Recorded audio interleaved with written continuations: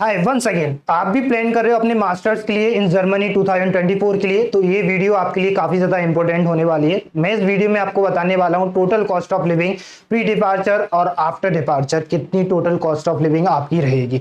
Okay, तो चलते हैं, स्टार्ट करते हैं इस वीडियो को।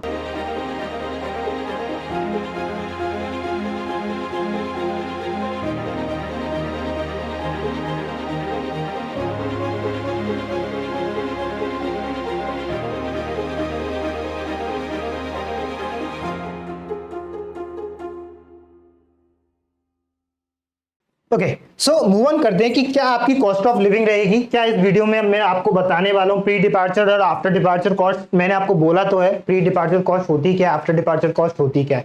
बेसिकली आपका जब फ्लाइट से पहले का जितना भी आपका खर्चा रहेगा वो आपकी प्री डिपार्चर कॉस्ट होती है, और फ्लाइट जब आप वहां पे पहुंच जाते हो देन वो आपकी आफ्टर डिपार्चर कॉस्ट में काउंट होती है। ओके, सो जैसे ही मैंने यहाँ पे टेबल ऑफ देखेंगे, टेबल ऑफ कंटेंट मैंने काफी सारे पॉइंट लिखे। यूनिवर्सिटी एप्लीकेशंस का क्या आपकी फीस रहेगी, आइल्स टोफेल का कितना क्या खर्चा रहेगा, वीजा अपॉइंटमेंट का कितना खर्चा रहेगा, आपके ब्लॉक्ड अकाउंट का, health insurance, semester contributions and final cost आपकी क्या रहेगी ओवरऑल।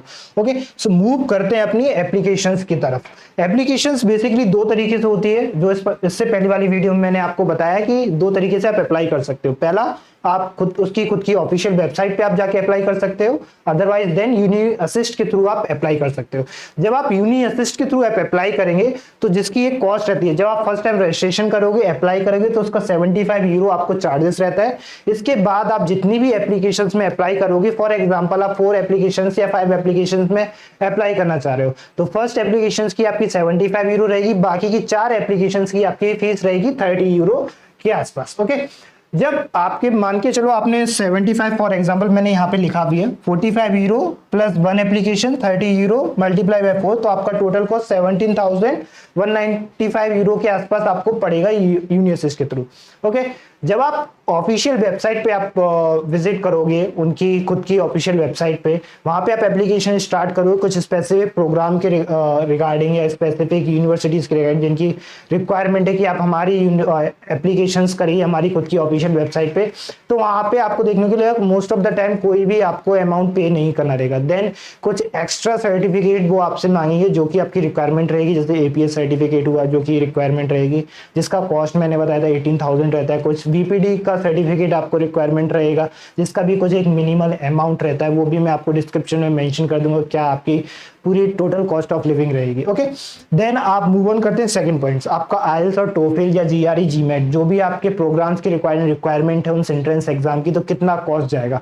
आइल्स आप देख रहे थे 2023 में आप दे रहे थे, तो आपका कहीं ना कहीं कॉस्ट आपका 15,000 के अंदर बिलोंग करता था। अब जो इंक्रीज कर दिया है 16,250 उन्होंने इंक्रीज कर दिया है।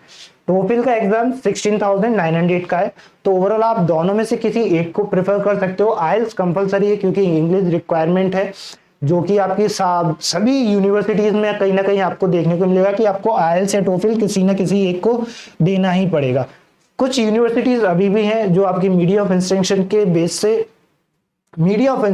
के बेसिस पे आपको एडमिशन देती है। ओके, तो वो भी आप चेकआउट कर सकते हो कि वो उस प्रोग्राम के लिए एप्लीकेबल है कि नहीं है। बट आपके पास आइल्स है या टोफेल है तो आपके लिए प्लस पॉइंट है, क्योंकि वो आपकी प्रोफाइल को भी कहीं ना कहीं हाईलाइट करता है। ओके, देन आपने आइल्स दे दिया, टोफेल दे दिया, देन आपका जीआरई जीमेट भी हो गया, कुछ स्पेसिफिक प्रोग्राम के लिए आपने अपना रजिस्ट्रेशन भी कर दिया यूनिवर्सिटीज के लिए। देन आपके पास ऑफर लेटर आ गया है, आपको अब वीएफएस मींस आपको वीजा के लिए अप्लाई करना है, कितना क्या कॉस्ट रहेगा, वीजा की कॉस्ट क्या रहेगी, क्या वीएफएस के चार्जेस रहेंगे।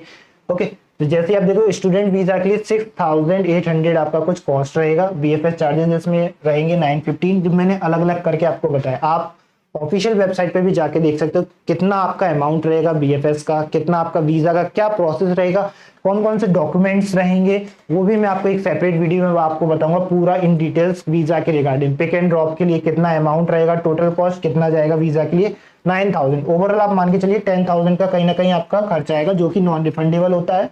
अगर आप रिजेक्ट होते हो वीजा में तो आपका ये अमाउंट नहीं जाएगा। मेक श्योर करना आपका वीजा के लिए जब आप अप्लाई कर रहे हो सारे डॉक्यूमेंट इन प्रॉपर फॉर्मेट में हो, सभी करेक्ट हो, जो भी रिक्वायरमेंट आपको लग रही है वीजा के टाइम पे वो आपके पास होनी चाहिए। नहीं है तो आप वेल एंड प्रिपेयर उसको आप पहले से उस टाइम से पहले आपके पास वो कर लें तो वो ज्यादा आपके लिए इजी रहेगा, क्योंकि रिजेक्शन के chances most of the time आपके डॉक्यूमेंट्स की वजह से ही होते हैं, कहीं ना कहीं आपकी डॉक्यूमेंट्स में कमी रहेगी, देन बीएफएस वो आपको रिजेक्ट करती है। ओके, देन मैंने यहाँ पे एक पॉइंट हाईलाइट किया है, आपका चार्जेस रहेंगे फ्लाइट की कितना रहेगा। अगर आप मुंबई से फ्लाइट ले रहे हो हैम्बर्ग एंड फ्रैंकफर्ट के लिए तो एवरेज ऑन 35,000 जाता है। ओके, ये एवरेज ऑन मैंने क्यों बोला, मिनिमम आप 3 to 4 मंथ आप पहले टिकट करते हो, देन आप इससे भी कम में आप अपना टिकट ले सकते हो, मिनिमम 30 to 35,000 आप डिपेंड करता है। ओके, बट आपके पास कोई सियोरिटी नहीं है, आपके पास लास्ट मोमेंट पे वीजा आया है, अगर आप उसी मंथ में फ्लाइट टिकट कर रहे हो तो उसकी फीस जो जाएगी, एवरेज कॉस्ट जाएगी वो अप्रोक्सीमेटली 50,000 से लेके 55,000 वेरी करेगा एयरलाइंस के ऊपर। ओके, मूव ऑन करते हैं नेक्स्ट पे, आपका blocked account. Okay, blocked account VFS जब आप वीजा में अप्लाई करते हो उससे पहले का रिक्वायरमेंट है। अगर आप इससे पहले आप अप्लाई कर देते हो तो वेल एंड गुड, कोई इशू नहीं है, वो तो आपके पास अपॉइंटमेंट जब आप जाएंगे अपॉइंटमेंट तब आपको ब्लॉक्ड अकाउंट के लिए पूछेंगे कितना क्या अमाउंट है। मेरा सजेशन है कि आप उससे पहले कर ले तो ज्यादा इजी रहेगा। ब्लॉक्ड अकाउंट के लिए ज्यादा कुछ इतना प्रोसेस नहीं होता है, सिंपल से इजी स्टेप्स रहते हैं, वो आप फॉलो करिए। अमाउंट आपके पास है, आप वो अमाउंट किसी एक अकाउंट में डालिए, उसको ब्लॉक करा दिए, ब्लॉक्ड अकाउंट हो जाएगा। वो सिंपल सा रहता है, जो कि अमाउंट अब इंक्रीज होके 11,208 यूरो हो चुका है, अप्रोक्सीमेटली 10 लाख के आसपास। वो कहीं ना कहीं आपको सिक्योरिटी के बेसिस पे जाते हैं। ये बेसिकली आपका लिविंग कॉस्ट के अंदर काउंट होता है। क्यों होता है, क्योंकि जब आप जर्मनी जाते हो, ऑब्वियसली आप जर्मनी टारगेट कर रहे हो तो पब्लिक यूनिवर्सिटीज आप टारगेट करें, क्योंकि जिनकी फीस जीरो है, बिल्कुल जीरो, फ्री ऑफ कॉस्ट है, जिसमें आपको सिर्फ कंट्रीब्यूशन देना रहता है, कुछ सेमेस्टर कंट्रीब्यूशन, वो भी मैं आपको बताऊंगा आगे। ओके, देन इसके अलावा जो आपका रहता है ब्लॉक्ड अकाउंट, जब आपने ब्लॉक कर दिया, हेल्थ इंश्योरेंस देखेंगे, वो भी कंपलसरी रहता है आपके वीजा के टाइम पे, जिसमें 108 यूरो एवरेज ऑन रहता है, जो आपको पर मंथ देना पड़ता है। आप इससे पहले भी आपको वीजा के टाइम पे हेल्थ इंश्योरेंस लगेगा, आफ्टर वीजा भी आपको लगेगा। Pre departure cost, sorry after departure आप जब आप पहुंच जाएंगे तो आपको मंथली बेसिस पे आपको हेल्थ इंश्योरेंस करवाना पड़ेगा, वो कंपलसरी है। तो मान चलिए वो 90 यूरो से लेके 110 यूरो तक वेरी करता है, वो डिपेंड करता है एजेंसी टू एजेंसी, आप कहाँ पे आप अपने लिए अप्लाई कर रहे हो हेल्थ इंश्योरेंस के लिए। ओके, मैंने एक चीज आपको बताना भूल गया, जो हेल्थ इंश्योरेंस का रहेगा और ब्लॉक्ड अकाउंट का, वो उसी के अंदर ही काउंट होगा 11,000 के अंदर। वो मैंने आपको अलग से बता दिया था क्योंकि आपके लिए इजी रहेगा कि हेल्थ इंश्योरेंस का कितना जाता खर्चा रहता है। ओके, पर सेमेस्टर कंट्रीब्यूशन मैंने आपको बताया अभी कि कितना क्या कंट्रीब्यूशन रहेगा। सिर्फ जर्मनी में एक स्टेट को छोड़ के सभी जगह की जो स्टेट्स हैं उनका जो सेमेस्टर कंट्रीब्यूशन रहता है वो एवरेज 100 यूरो से स्टार्ट होके 400 यूरो तक जाता है पर सेमेस्टर, जो कि आप देखेंगे टोटल कॉस्ट आपका 16,000 यूरो जाएगा फॉर 2 ईयर प्रोग्राम के लिए। बट वहीं हम देखें एक स्टेट की बाडेन वुर्टेंबर्ग 15,000 यूरो जा रहा है सिर्फ ओनली 1 सेमेस्टर के लिए। आप इसका टोटल देखोगे, जहां आप बाकी की स्टेट में 16,000 यूरो दे रहे हो, सिर्फ इस स्टेट में आपको 15,000 यूरो पर सेमेस्टर देना पड़ेगा। तो काफी ज्यादा डिफरेंस है। जब आप अप्लाई कर रहे हो, कॉलेज शॉर्टलिस्ट कर रहे हो, यूनिवर्सिटी शॉर्टलिस्ट कर रहे हो, तो मेक श्योर ये ध्यान रखिए आप किस स्टेट की कॉलेज और यूनिवर्सिटीज को शॉर्टलिस्ट कर रहे हो और किस प्रोग्राम के लिए, क्योंकि वो भी कहीं ना कहीं आपके लिए ज्यादा मैटर करता है। सेमेस्टर कंट्रीब्यूशंस के बाद अपन देखते हैं कि टोटल कॉस्ट आएगा कितना। Total cost average on day आप देखोगे 11 लाख टू लेके 30 लाख तक आपका कहीं ना कहीं जाता है, क्योंकि काफी सारी चीजें आप कुछ अमाउंट छोटा छोटा देना पड़ता है। कहीं नोटरी आप करा रहे हो, बेसिकली अब नोटरी तो नहीं है, अब एपीएस सर्टिफिकेट गवर्नमेंट में लागू कर दिया है, तो उसके लिए आपको एक अमाउंट देना है। तो मान के चलिए आपका 12 लाख कहीं ना कहीं एवरेज ऑन आपका जाएगा, जो आपको एक रिक्वायरमेंट रहेगी एक एप्लीकेशंस को लेने के लिए। कुछ रिक्वायरमेंट इसमें मैंने आपको बताया कि प्री डिपार्चर कॉस्ट है, जैसे कि आपका आइल्स हुआ, एपीएस सर्टिफिकेट हुआ, एंड आपके एप्लीकेशन की फीस हुई, आपका फ्लाइट का टिकट हुआ, बीएफएस के चार्जेस हुए, ये आपका प्री डिपार्चर कॉस्ट में आएगा।